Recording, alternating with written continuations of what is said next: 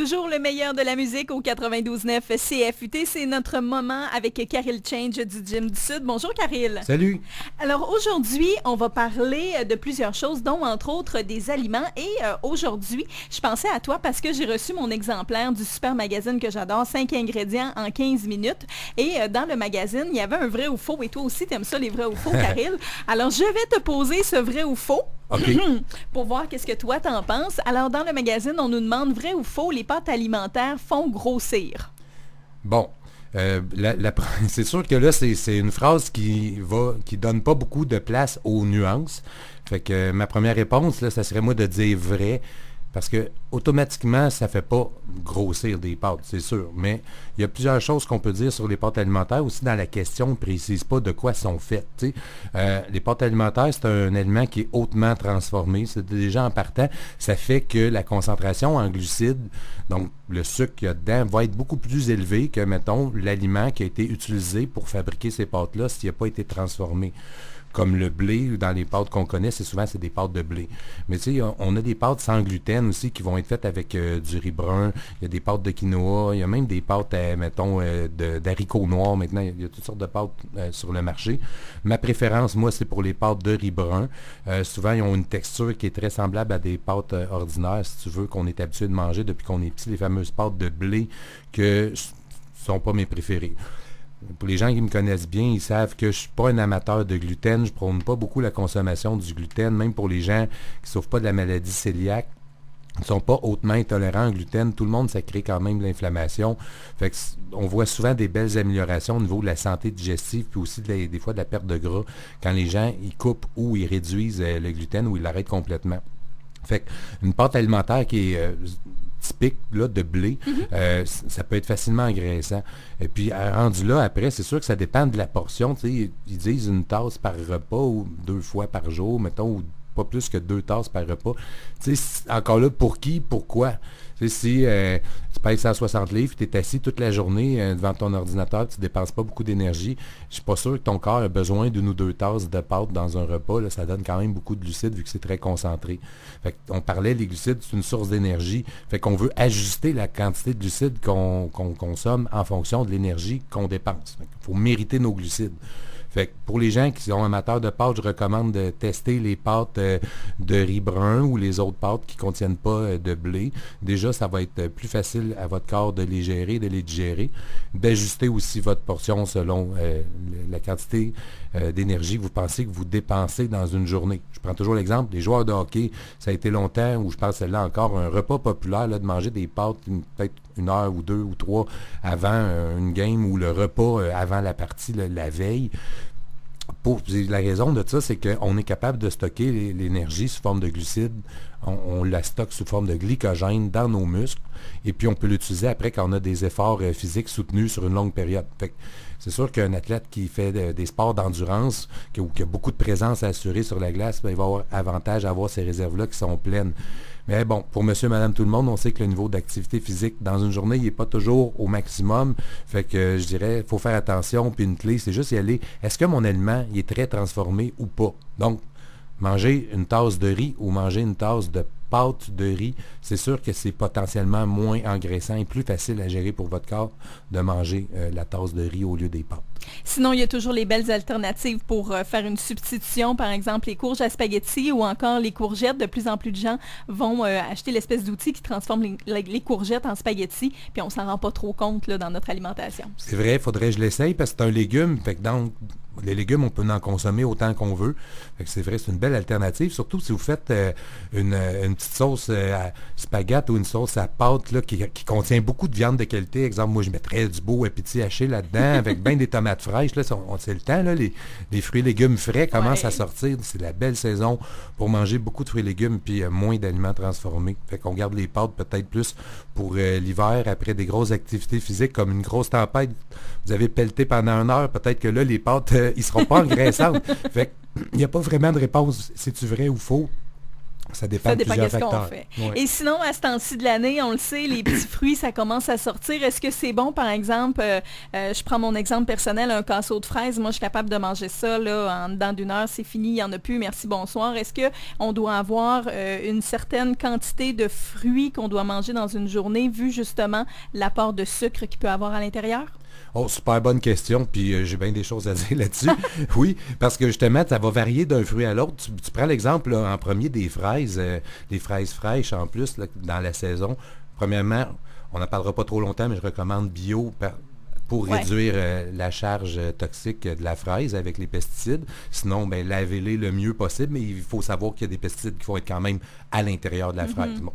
Fait que c'est pas super sucré une fraise. Ça goûte bon, ça goûte sucré, mais si on regarde les informations nutritionnelles d'une fraise, on va avoir peut-être en moyenne un 7 grammes de sucre de fruits par 100 grammes de fraises, versus, exemple, les bleuets, les framboises, c'est presque le double, 13 à 14 grammes de sucre par 100 grammes. Fait qu'on pourrait manger, en théorie, 2 fois plus de fraises aussi que des autres baies pour la même quantité de sucre. Aussi, les fraises contiennent beaucoup de pectine, donc ça apporte un sentiment de satiété plus rapidement que, mettons, un bleuet qui ne contient pas beaucoup de pectine. Il y en a quand même dedans, mais il y en a moins.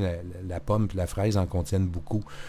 Donc, encore là, les fruits ne sont pas des aliments transformés. On est capable d'en gérer. Quelqu'un qui est en santé, qui a une bonne gestion des sucres d'origine, qui a peut-être travaillé déjà un peu son alimentation, parce que dans les premières phases d'un plan alimentaire, je suis reconnu pour ne pas faire manger beaucoup de fruits aux gens, peut-être 1 ou 2 portions, surtout des baies, des petits fruits, justement parce que l'indice glycémique il est plus bas. Là. L'indice glycémique, c'est un peu la rapidité à laquelle le fruit va répandre son sucre dans votre corps. Fait que, tu sais, les baies, il y a moins de sucre, il y a beaucoup de fibres, il y a beaucoup de pectine comme dans la fraise, donc votre taux de sucre ne va pas monter trop vite.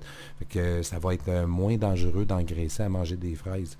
Donc, les fruits, on peut en manger quand même beaucoup, mais sinon, ça dépend de notre niveau d'activité physique. Mais étant donné quand on ne transforme pas en jus, on ne le fait pas sécher, on ne fait pas de la confiture avec, c'est un aliment qui est non transformé, on peut en manger quand même beaucoup parce que je connais pas grand monde qui peut manger assez de fraises pour en engraisser vraiment. Tu sais, ça peut-tu nuire à quelqu'un qui suit un plan alimentaire très spécifique pour maigrir puis pour corriger certaines choses dans son métabolisme? Peut-être ça pourrait nuire si quelqu'un mange vraiment un panier de fraises à chaque jour, mais normalement, c'est ça, les produits non transformés comme les fruits et légumes frais, je pense qu'on peut y aller. Vous allez aller chercher beaucoup plus de bénéfices que d'inconvénients à en manger beaucoup, comme les vitamines, les minéraux, les fibres, les enzymes, parce que c'est pas cuit, ça contient des enzymes, c'est bon pour votre système digestif, c'est rafraîchissant, ça aide à ne pas être déshydraté aussi pendant l'été. Fait allez-y, fruits et légumes là, en quantité. On va dans les autocueillettes et puis on se bourre la face. Ben oui, on en mange autant qu'on en achète. Dis-moi, est-ce qu'il y a d'autres aliments qui peuvent être trompeurs, qu'on peut se dire, hey, ça a de l'air bon pour la santé, mais ça ne l'est pas pantoute? Oui, il y en a un ça me tentait d'en parler cette semaine parce que ça revient souvent avec la clientèle puis avec les gens que je rencontre un peu partout. Le fameux lait de soya, qui est comme reconnu comme une bonne alternative aux produits laitiers. Puis là, on parle souvent de réduire ou limiter la quantité de produits laitiers. Par quoi on remplace? Ah ben, je vais faire un bon move. Je vais remplacer par du lait de soya dans mes collations, dans mes céréales ou juste prendre un bon verre de lait de soya avec de la glace. C'est rafraîchissant. À vanille, tout, ça peut être quand même bon si vous le prenez non sucré. En plus, on se dit, hey, c'est le fun, il est non sucré, j'ai pas de sucre, le soya, c'est santé. C'est beaucoup associé avec la mode du végétal. Fait qu'on est porté à peut-être surestimer le soya. Moi, je suis pas pro-soya. Premièrement, quand il n'est pas bio, c'est encore pire. Fait que si vous prenez un produit de soya, visez le bio. Puis le soya, quand il n'est pas fermenté, c'est pas l'idéal non plus. Il y a beaucoup d'inconvénients avec le soya. C'est goitrogène. Ça veut dire que ça va réduire un petit peu l'efficacité de votre glande thyroïde à produire les hormones que vous avez besoin pour que votre métabolisme fonctionne de façon optimale. Ça contient aussi beaucoup de phytoestrogènes. Fait que dans le corps, trop de phytoestrogènes, ça se comporte quand même comme de l'estrogène. Puis on est dans une société très estrogénique. On en a beaucoup à cause des produits chimiques, des polluants, à cause des produits de maquillage, tout, on est beaucoup dans l'estrogène, fait qu'aussi souvent les femmes ils consomment de l'estrogène, là, les fameuses pilules anticonceptionnelles souvent sont faites d'estrogène. Fait que si on consomme trop d'estrogène, ça peut nuire à notre capacité à perdre le gras aux zones plus liées à l'estrogène. Donc quand cette hormone-là est comme débalancée par rapport aux autres, on peut stocker ou avoir de la misère à perdre le gras à ces zones-là qui sont souvent les fessiers, le bas des fessiers, les côtés, l'intérieur de cuisse, le côté de la cuisse, la fameuse culotte de cheval. Fait que, on pourrait remplacer avantageusement le lait de soya par un lait d'amande non sucré ou un lait de cachou, un autre lait végétal, mais tout en étant conscient que ces laits-là n'ont pratiquement aucune valeur nutritive.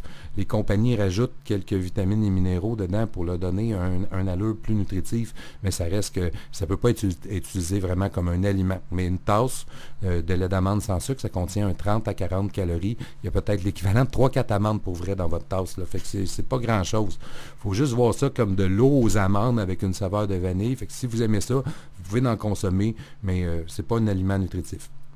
Ah ouais, mais d'abord, tu mets quoi dans tes céréales? Je mange pas de céréales. Ouais, c'est ça, très rare que je mange des céréales.